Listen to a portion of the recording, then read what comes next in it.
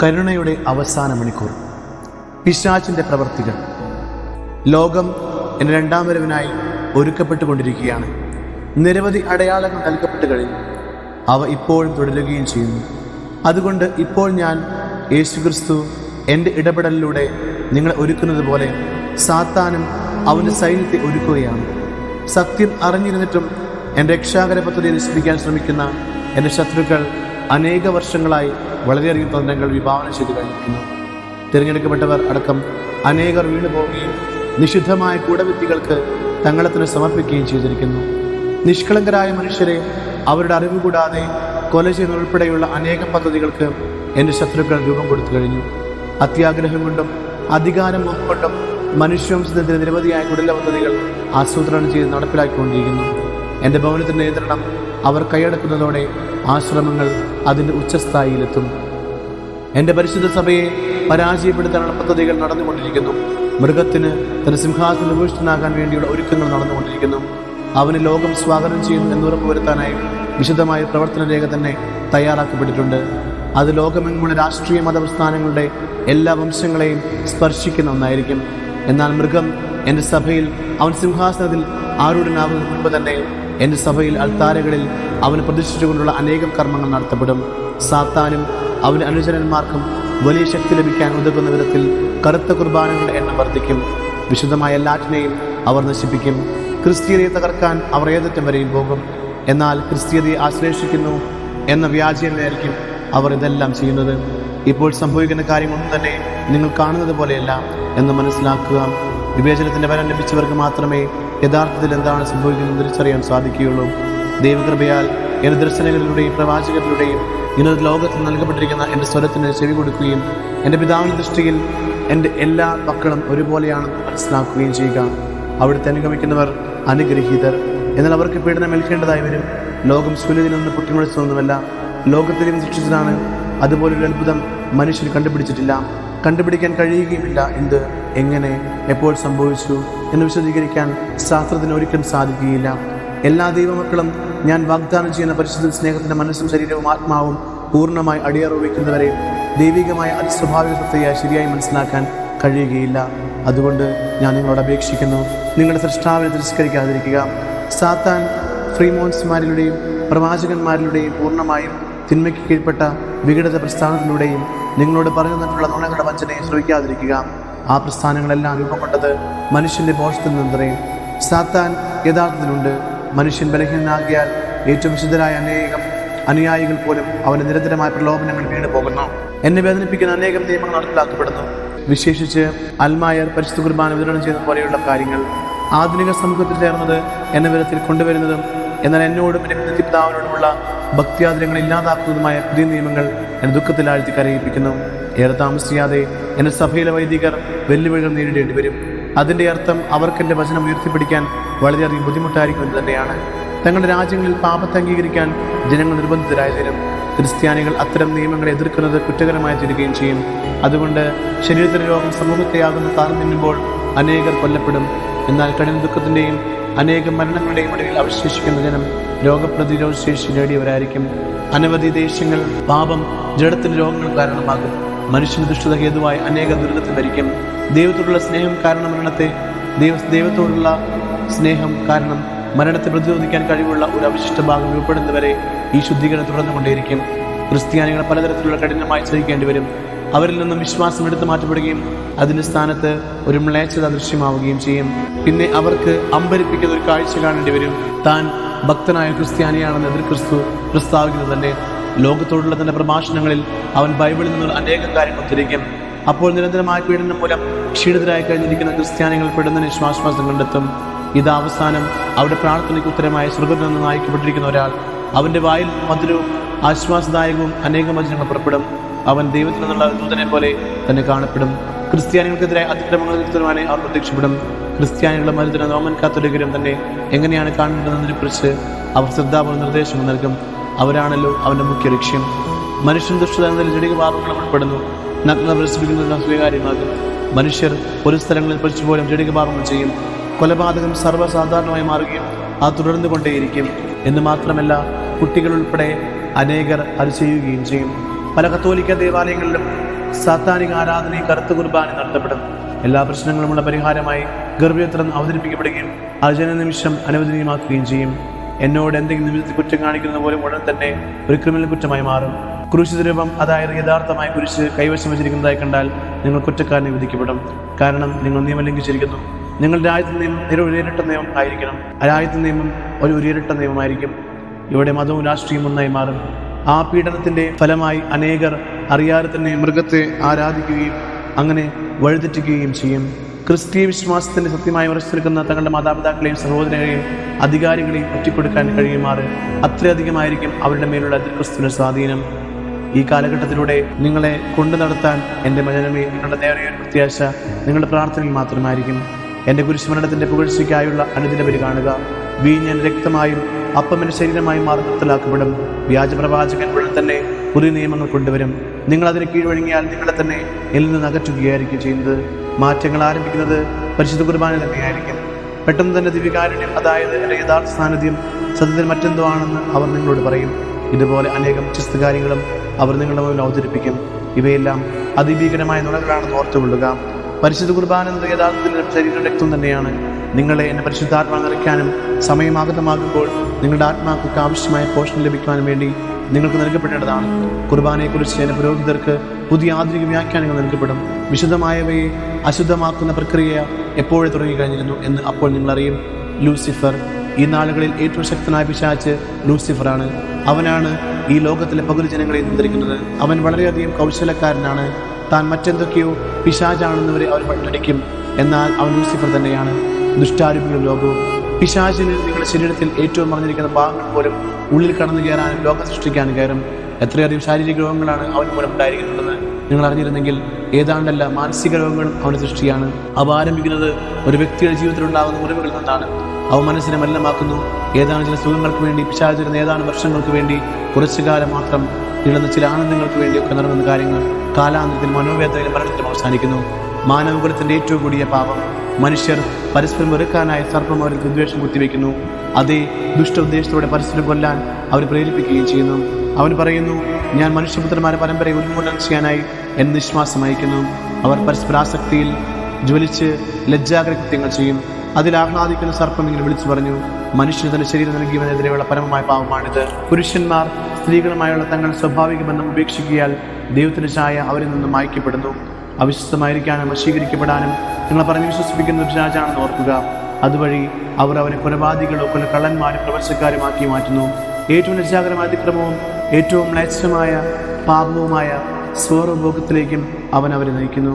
ഇവയെല്ലാം സംഭവിക്കുമ്പോൾ ദൈവിക നിയമത്തിന്റെ സാധുത ലംഘിക്കപ്പെടുകയും സഭ ഒരു വിധവയെ പോലെ പീഡിപ്പിക്കപ്പെടുകയും ചെയ്യുന്നു. എൻ്റെ കുഞ്ഞുങ്ങളെ, എല്ലാ തരത്തിലുള്ള മഹാമാരികളും ഈ ഭൂമിക്കായി കരുതി വച്ചിരിക്കുന്നു. ഈ മഹാമാരികളും ദുരിതങ്ങളും ഈ നാളുകൾ തന്നെ വരും. എൻ്റെ കുഞ്ഞുങ്ങളെ, അടുത്ത ഏതാനും വർഷങ്ങൾക്കുള്ളിൽ അസാധാരണമായ പ്രതിമാസങ്ങൾ ഉണ്ടാകും. അപ്പോൾ നിങ്ങൾ ഭയപ്പെടാതിരിക്കേണ്ടതിന് ഇതാ നിങ്ങളിപ്പോൾ മുന്നറിയിപ്പ് നൽകപ്പെടുന്നു. ഈ സമയം വളരെ അകലെയല്ല എന്ന് ഞാൻ ഉറപ്പായും പറയുന്നു. എന്നാൽ നിങ്ങൾ ഭയപ്പെടേണ്ടതില്ല. മറ്റൊരു മഹാമാരി ഉണ്ടാകും, 1 മിനിറ്റ് നേരത്തേക്കുള്ള ഒരു മഹാമാരി. അതുവഴി ആയിരക്കണക്കിന് മനുഷ്യർ നശിപ്പിക്കപ്പെടും. അതിക്രമത്തിന്റെ കാലം തുടങ്ങിക്കഴിഞ്ഞു.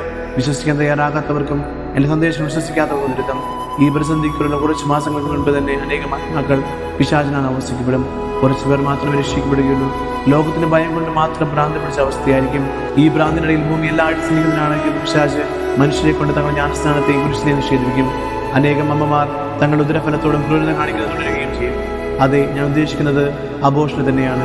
അതുകൊണ്ട് നിങ്ങൾ നൽകപ്പെടുന്ന ഓരോ ദിവസവും ഒരുക്കത്തിനുള്ള സമയമാണെന്ന് അറിഞ്ഞിരിക്കുക. ലോകമെങ്ങും നൽകപ്പെടുന്ന എൻ്റെ മുന്നറിയിപ്പിന്റെ വാക്കുകളിലൂടെ തന്നെ അവസാനിക്കാൻ പോവുകയാണ്. മുന്നറിയിപ്പിന്റെ സമയം തൊട്ടടുത്താണ്. ഇത് കരുണയുടെ സമയമാണല്ലോ. നിങ്ങൾ നിദ്രയുടെ സമയം കഴിഞ്ഞിരിക്കുന്നു. ഇപ്പോൾ ഗൗരവമായി ഉണർന്നിരിക്കേണ്ട സമയമാണ്. എൻ്റെ പിതാവിന്റെ നീതിയുടെ കരം നിങ്ങളുടെ വിലമതിക്കാൻ ഒരുങ്ങിയിരിക്കുന്നു.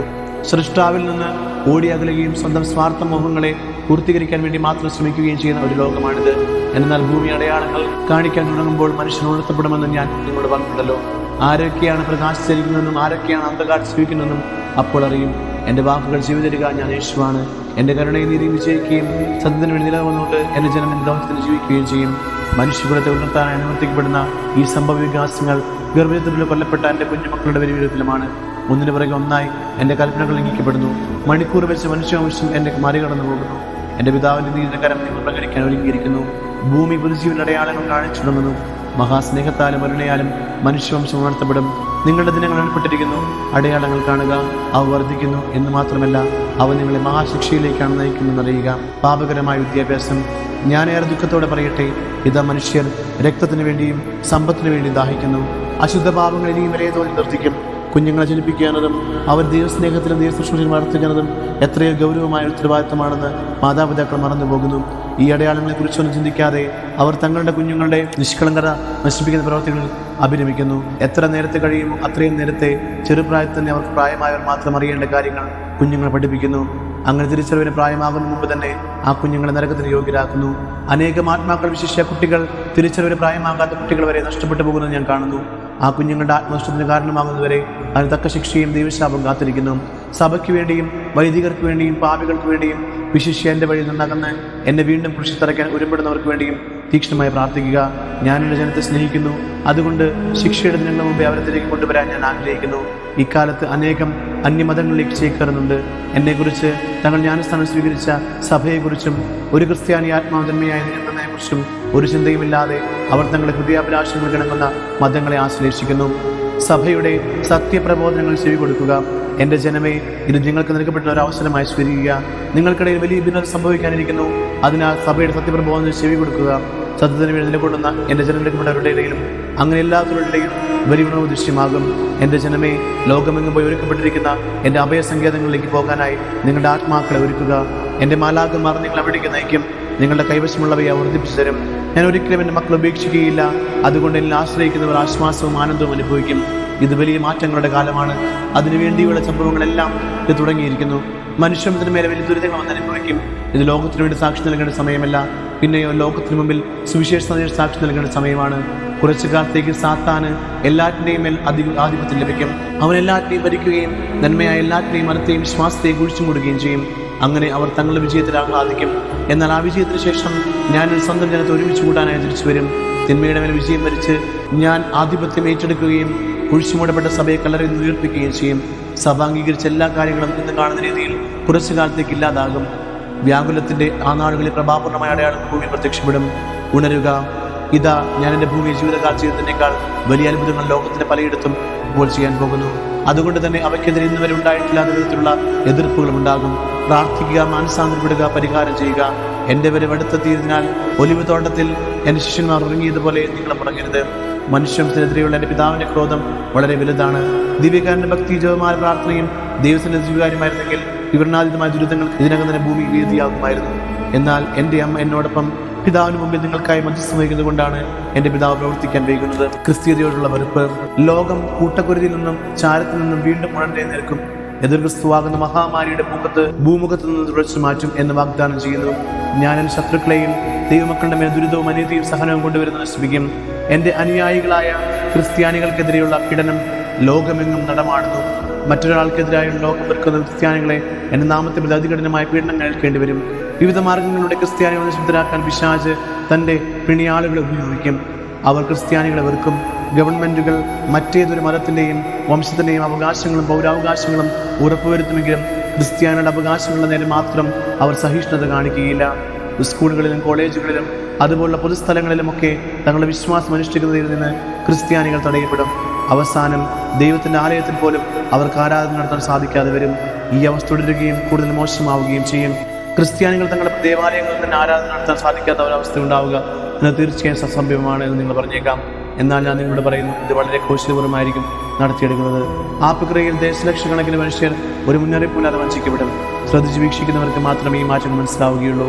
എല്ലാ ക്രിസ്തീയ സഭകളിലും എന്നിൽ വിശ്വസിക്കാത്തവരടക്കം എല്ലാവരുടെയും സ്വാഗതം ചെയ്യിക്കാനത് കുറച്ച് കഴിയുമ്പോൾ സ്വീകാര്യമായി മാറും. എൻ്റെ കുരിശുകൾ അപ്രത്യക്ഷമായി തുടങ്ങും. എൻ്റെ സഭകളും എന്നെ ശുശ്രൂഷിക്കുന്ന എന്ന് പറയുന്നവരും മാനവികതയുടെ പ്രാധാന്യത്തെക്കുറിച്ച് മാത്രം പ്രസംഗിക്കുമ്പോൾ മനുഷ്യന് കീഴ്വഴങ്ങേണ്ടതിൻ്റെ ആവശ്യകതയെക്കുറിച്ചും എൻ്റെ വഴി പിന്തുടരുന്ന പ്രാധാന്യത്തെക്കുറിച്ചും ഒന്നും കേൾക്കാനുണ്ടാകില്ല. എൻ്റെ പിതാവിനെക്കുറിച്ച് ഒരു പരാമർശം ഉണ്ടാവില്ല. പരിശുദ്ധ കുദാശയുടെ പ്രാധാന്യത്തെക്കുറിച്ചും ആരും സംസാരിക്കില്ല. അതിന് പകരം മറ്റുള്ളവരുടെ ആവശ്യങ്ങളും അവരുടെ ക്ഷേമത്തിന് വേണ്ട കാര്യങ്ങളും നോക്കി നടത്തേണ്ടതിന് ആവശ്യകതയെക്കുറിച്ചായിരിക്കും അവർ നിങ്ങളോട് പറയുന്നത്. അതാകട്ടെ എന്നെ ആരാധിക്കുന്നതിന് പകരമായുള്ള ഒരു പ്രവൃത്തിയായി അവതരിപ്പിക്കപ്പെടും. പതുക്കെ പതുക്കെ എന്നെ അവർ ഒരു മൂലയിലേക്ക് തള്ളി മാറ്റും. നിങ്ങളുടെ തലയിലേക്ക് അവർ അസത്യങ്ങൾ തിരികെ കയറ്റും. എൻ്റെയും എൻ്റെ പിതാവിൻ്റെയും അടുത്തേക്ക് കൂടുതലായി അടുക്കാൻ സഹായിക്കുന്ന എന്ന വ്യാജേന അവർ പല കാര്യങ്ങളും നിങ്ങൾക്ക് പറഞ്ഞു തരും. എന്നാൽ അവർ നിങ്ങൾ പഠിപ്പിക്കുന്ന എല്ലാ മാർഗവും എതിർദിശയിലേക്കായിരിക്കും നിങ്ങളെ കൊണ്ടുപോവുക. ദൈവം ചെയ്തത് മനസ്സിലാക്കുക. ഒരേ ഒരു സത്യമേ ഉള്ളൂ, ദൈവത്തിലേക്ക് ഒരേ ഒരു മാർഗമേ ഉള്ളൂ. അത് നിങ്ങളുടെ യേശുവായി ഞാനാണ്, വേറൊരു വഴിയുമില്ല. മനുഷ്യരെ തകർക്കാനായി സാത്താൻ എല്ലാ ദുഷ്ടാരൂപികളെയും ലോകത്തിലേക്ക് അയച്ചിരിക്കുകയാണ്. അവൻ ലോകത്തിൽ വളരെയധികം ഭിന്നത വിധിച്ചു കഴിഞ്ഞു. അവർ ദേശങ്ങളെയും രാജ്യങ്ങളെയും തമ്മിൽ അടുപ്പിക്കുകയാണ്.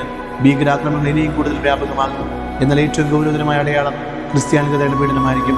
ഇതിന് മുൻപൊരിക്കലും ഉണ്ടായിട്ടില്ലാത്തതുപോലെ ക്രിസ്ത്യാനികൾ തങ്ങളുടെ മതസ്വാതന്ത്ര്യം വചനത്തോട് വിശ്വസ്തയായിരിക്കുന്ന അവകാശം നിഷേധിക്കപ്പെടും. എൻ്റെ പ്രിയപ്പെട്ടവരായ അനുയായികളെ ഓർക്കുക, നിങ്ങൾ പീഡിപ്പിക്കപ്പെടും. തങ്ങളുടെ അതിരങ്ങളിൽ നിന്ന് തിരുവപ്പുറപ്പെടാൻ സ്വയം അനുവദിക്കുന്ന എല്ലാ പാവപ്പെട്ട ആത്മാക്കൾക്കും വേണ്ടിയാണ് പ്രാർത്ഥിക്കുക. ക്രിസ്ത്യാനികൾക്കെതിരെ പീഡനം നിങ്ങളുടെ കൺമുമ്പിൽ തന്നെ കാണുമ്പോൾ ക്ഷമയോടെ ശാന്തമായിരിക്കുക. എന്തെന്നാൽ ദൈവികത മാത്രമാണ് എന്നേക്കും നിലനിൽക്കുകയുള്ളൂ. ദുഷ്പ്രവൃത്തികളും എനിക്കെതിരായുള്ള പാഷാണ്ഡതര പ്രവൃത്തികളും പെട്ടെന്ന് കടന്നു പോകും. സത്യമായി എനിക്കുള്ളവരാകട്ടെ സമാധാന രക്ഷയും കണ്ടെത്തുകയും ചെയ്യും. നിങ്ങളെ പീഡിപ്പിക്കുന്നവർക്ക് വേണ്ടി മർദ്ദിക്കുന്നവർക്ക് വേണ്ടി പ്രാർത്ഥിക്കുക. അങ്ങനെ ചെയ്യുമ്പോൾ നിങ്ങൾ പിശാച് ശക്തി കുറയ്ക്കുകയാണ് ചെയ്യുന്നത്. ലോകം പരീക്ഷിക്കപ്പെടാൻ പോകുന്നത് ഓരോരുത്തർക്കും മറ്റുള്ളവരുടെ സ്നേഹത്തിൻ്റെ അളവനുസരിച്ചായിരിക്കും. എന്നോടും എൻ്റെ പിതാവിനോടുമുള്ള അവരുടെ സ്നേഹത്തിൻ്റെ അളവ് പോലും യഥാർത്ഥ പ്രതിഫലവും ആ പരസ്നേഹം തന്നെയാണല്ലോ. ദൈവത്തിൻ്റെ കരത്തെ എതിർത്ത് നിൽക്കരുത്. എൻ്റെ പിതാവിനോദിക പരീക്ഷണങ്ങളുടെ അവസാനം ഭൂമിയിലുള്ള അവിടുത്തെ വിശ്വസ്ത സാക്ഷികളുടെ മഹത്തായ ഒരു കൂട്ടിച്ചേർക്ക് നടക്കാനിരിക്കുന്നതിനെ ആഹ്ലാദിക്കുക. ഞാൻ ദുർബലരെയും വിനീതരെയും എളിയവരെയും നീതിമാന്മാരെയും ഒരു വശത്തും തങ്ങളെ തന്നെ ഉയർത്തുന്നവരെയും എൻ്റെ പ്രബോധനങ്ങൾ അതിൽ സേവ ചെയ്യുന്നവരെയും എന്നാൽ അതേസമയം തങ്ങളുടെ ഹൃദയത്തെ മറ്റുള്ള ശ്രമിക്കുന്നവരെയും മറുവശത്തായി വേർതിരിക്കും. ഇതാ ഞാൻ ഗോതമ്പും പതിരും തമ്മിൽ വേർതിരിക്കുന്നു. അപ്പോൾ ഓരോ മനുഷ്യനെയും വിശ്വാസം പരീക്ഷിക്കപ്പെടും. ആ പരീക്ഷണമാകട്ടെ അവർ മുഴുവൻ പ്രകമ്പനം കൊള്ളുന്നവരെ നിലനിൽക്കുകയും ചെയ്യും. ദൈവത്തിൽ വിശ്വസിക്കുന്നവരെ സത്യദൈവത്തെ പ്രദർശിക്കുന്നവരെയും തങ്ങളുടെ ഹൃദയങ്ങളെ ശത്രുവായ പിശാചിന് അടിയുറ വെച്ചവരെയും എല്ലാം ഞാൻ ഇതിൽ ഉൾപ്പെടുത്തുന്നു. എല്ലാ ആത്മാക്കൾക്കും എൻ്റെ മുമ്പിൽ ഒരേ സ്ഥാനമായിരിക്കും. ആ സമയത്തിനുള്ളിൽ എന്നെ ആശ്ലേഷിക്കുന്നവർക്ക് എല്ലാ കൃപകളും നൽകപ്പെടുകയും ചെയ്യും. ഭൂമിയിൽ എൻ്റെ സഭ ആക്രമിക്കപ്പെടുകയാണ്. അതിൻ്റെ അർത്ഥം ഞാൻ നേരത്തെ തന്നെ പറഞ്ഞിട്ടുള്ളതുപോലെ എൻ്റെ ശരീരം വീണ്ടും ക്രൂശിക്കപ്പെടുന്ന എന്നാണ്. ഇതുകൊണ്ട് ഞാൻ അർത്ഥമാക്കുന്നത് പരിശുദ്ധ കുർബാനയിൽ എൻ്റെ ശരീരം സന്നിഹിതമായിരിക്കില്ല എന്നാണ്. അത് സത്യമായും സംഭവിക്കുക തന്നെ ചെയ്യും. നിങ്ങളെ പരിഭ്രമിക്കരുത്. ദൈവത്തിൻ്റെ മക്കളായ നിങ്ങൾക്ക് മൂലം ഉണ്ടാകാൻ പോകുന്ന നിരാശയും പ്രത്യാശ നഷ്ടപ്പെട്ട അവസ്ഥയും എൻ്റെ രണ്ടാമതിന് മുൻപായി നിങ്ങൾ അഭിമുഖീകരിക്കുകയും അതിജീവിക്കുകയും ചെയ്യേണ്ട അവസാന മത്സരമാണ്. എൻ്റെ സഭയുടെ നേതാവായി അവരോധിക്കപ്പെടുന്ന വ്യാജ പ്രവാചകൻ തന്റെ സ്ഥാനവസ്ത്രം അണിയാൻ തയ്യാറായിരിക്കുന്നു. എന്നാൽ അതാകട്ടെ അവന് വേണ്ടി സൃഷ്ടിക്കപ്പെട്ടവയല്ല. താനും അവനെ തന്റെ സഭയെ ഭിന്നിപ്പിക്കുകയും എൻ്റെ പരിശുദ്ധ കുർബാന അശുദ്ധമാക്കുകയും ചെയ്യും. ഇത് തീക്ഷ്ണതയുള്ള ഒത്തോരിക്കർക്ക് മാത്രമല്ല, ലോകത്തിന്റെ വിവിധ ഭാഗങ്ങളിലുള്ള എല്ലാ ക്രിസ്ത്യാനികൾക്കും തങ്ങളുടെ വിശ്വാസം സംബന്ധിക്കുന്ന മഹാപരീക്ഷയുടെ സമയമായിരിക്കും.